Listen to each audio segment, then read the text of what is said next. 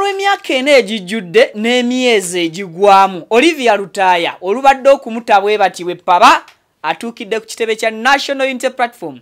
Makerere Kavule abasibe 19 President Yoweri Kaguta Museveni ng'akozesa obuyinza obumwe bwa ssemateeka olunaku olwaleero abatadde era bagende babeere ebweru babenga balya butaala. Ngenda kusomera listi yaabo omuli n'abannuupu abateereddwa era nga bano emisango baagikiriza nti kituufu baagiza naye abaffe emisango ki mwakimanya bulungi nti gyali misango gya kukkiriza butujju. Olivia Lutaya welcome back ne banno abalala bonna abateekeddwa ku lukalala lwabo abasonyiriddwa oba abafunye ekibonerezo okuva eri president nga ssemateeka amuwa obuyinza bwalagira. Embeera ebadde ya ssanyu nnyo tewabaddeewo mbeera ya kwemulugunya ku byaliwo just kubadde kusanyuka oba nakati kukyali kusanyuka ku mitimbagano okosaako n'embeera ebadde ku kitebe era nga Olivia Lutaya atuuse n'okuyungula ku ziga bw'asitudde mu mwana we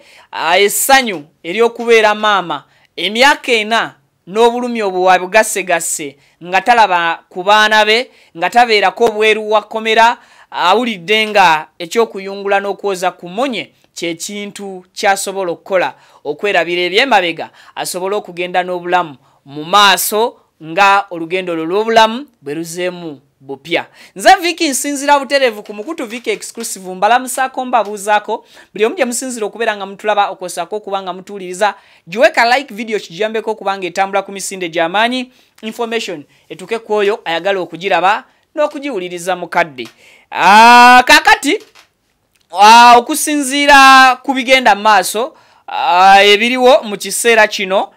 President Yoweri Kaguta Museveni ng'akozesa obuyinza obumuweebwa ssemateeka aliko abasibe 19 baddiddemu era bano kati we tuwogerera bali bweru balya butaala ku bano kuliko abasibe abakkiriza emisango gy'obutujju era nga ku bano era kwe kuli n'abasibe aba National Unity Platform ababadde mu kkomera okumala emyaka 4 n'emyezi egigwamu. Mu kiwandiiko kye neerabiddeko n'agange era nga naawe kennyini osobola okulaba ku kiwandiiko ekyo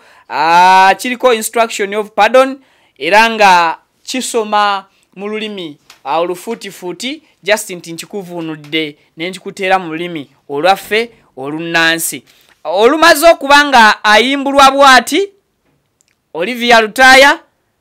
asibidde ku kitebe ekya NUP Makerere Kavule era bw'atyo n'ayanirizibwa abakulu ku kitebe era essanyu ne lijjula okutta Olivia Lutaya. Alabiddwako nga ayoza ku munye era Olivia Lutaya essanyu lyalina lya mwokiwaggonja okuba nti emyaka 4 miramba nga ali mabega wa mitayimbwa talaba ku tafuna ddembe lino lya kwetaaya fa abalali tufuna ebweru akyaddaaki bambi amaze n'abanga ate ayimbulwa. Ku bano 19 abasobodde okuweebwa pardon ya president kuliko Sseggujja Rashid kubaddeko owokubiri ye Rugumayo Robert Christopher kubaddeko owokusatu ye Kakoza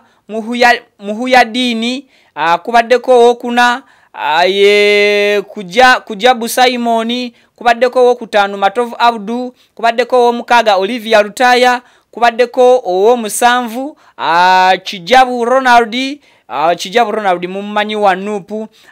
kuliko Kiwanuka Misachi kubaddeko Wandera Ibrahim owe10 Nagwere Asubat kubaddeko Musakuru Steven kubaddeko Muwanguzi Paulo Matovu Sharifu Mafabi Davis kubaddeko Katushabe Kigozi Livingstone kubaddeko Katabi Swaibu kubaddeko ne Obalai Mudebo Silaje okosako bamwita Mugaza Joseph ne Rwanga Stanley. Abo be basibe 19 abafunye pardon ya president nga ayita mu ssemateeka mu article ya 10 1A bwatyo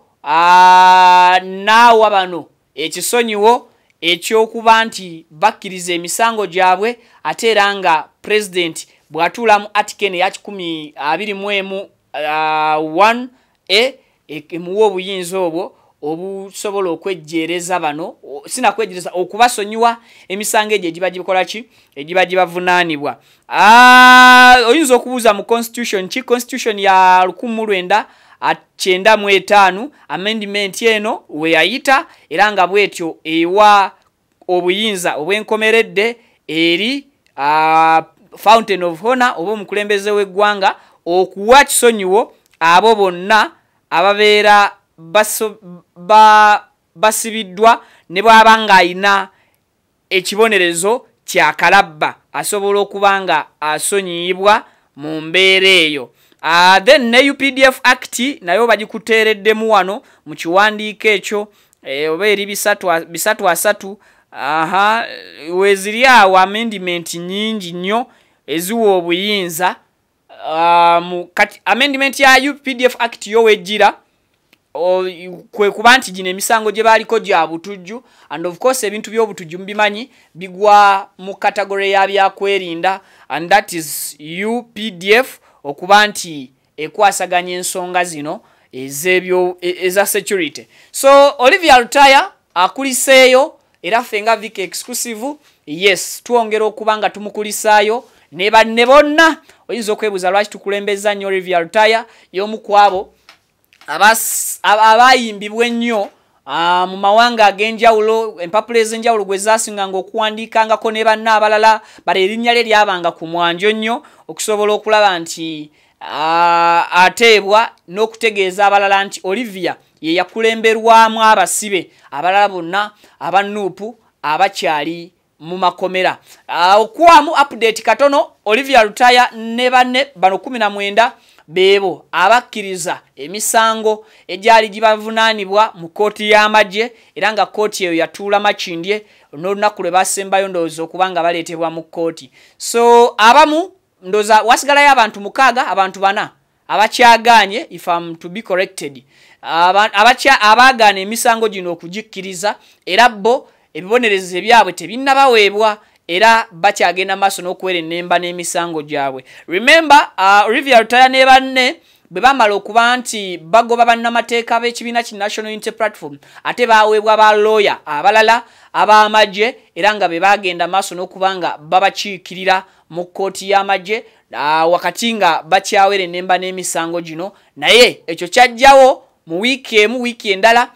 Olivia Lutaya ne banne ne bakkiriza emisango gino nti baagiza kituufu era gibakka muvi, wabula ekibonerezo ne kibaweebwa nga kisaamusaamu so basobodde okuba nga bakimalako. Bwe batyo President Yoweri Kaguta Museveni nga Fountain of Honor essaawa zino ng'akozesa obuyinza bwe obumuwe bwa ssemateeka bano n'abasonyiwa era wetwogerera tebavunaanwa musango gwonna, bali bweru bali butaala balya bulamu okusaako n'okuddaabiriza ebyo bye batabaddeewo ebyasoba enebweru mu bulamu bwabwe obwewaka. Bangi ku bannakibiina kya National Unity Platform abannankyukakyuka balabibwako era amaloboozi ag'enjawulo gayitingana mu bakulu ab'enjawulo nga bagamba nti tekyali badde kituufu ekya buli muntu yenna okunenya okusalawo kw'abano abakkiriza emisango gino era baayogera ensonga lwaki temuteekeddwa kubapiininga nti oboolyawo bavudde ku mulamwa gw'enkyukakyuka gye baali balwanirire yabatuusa n'okuba nga bagenda mu nkomyo. Kinajjukirwa nti olunaku bano abamu ku bane 19 lwe baleetebwa mu kkooti kwaliko omu yajja ayambadde t-shirt eya NRM era bw'atyo ng'avumirira Bobi Wine nga principal nga president akulira ekibiina ki National Unity Platform olw'ebikolwa bye nti yali yenoonyeza bibye n'ebirala ebigwa mu kkowe eryo mu katambi nga mwakola ki nga mwagenda maaso n'okuba nga mubiwulira. Okwongerera okutangaza minisita w'abaana n'abavubuka Balaam Barugahare y'omu ku bantu abagenda ne beeyama bwe bali baweebwa ekifo ky'obwa minisita okuba nti abaana bano bateebwa agenda kwegayirira President Museveni asobole okuba nga ata abaana bano mu mbeera eyo era ye yalabwako ne mu kkooti nga azze okusobola okubaawo nga abaana bano bakkiriza emisango era ku lunaku olwo minisita Balaam lwalabikako mu kkooti abaana bano basobola okukkiriza emisango gyabwe egyali gibavunaanibwa kkooti y'amagye egy'obutujju. So mu kiseera kino bawelkamingiddwa mu ssanyu wali e Makerere Kavule okulaga akabonero ako nti enkyukakyuka mu bo teyakwatwako newankubadde bakkiriza oba babakako okukkiriza because kiri tuwe engejja kiri nti Olivia Lutaya nabakuvaayo kwa side of the story ne banne but okusinzira ku byaliwo nga biraga nti bakakibwa okuba nti bakkiriza emisango gino but finally olunaku olwaleero bateereddwa era ekkomera balisiibudde wetugenda maaso n'okwogerera bino bamaze okufuluma emitayimbwa okuwamu era update katono principal olunaku olwaleero abadde Luzira abadde agenze okulaba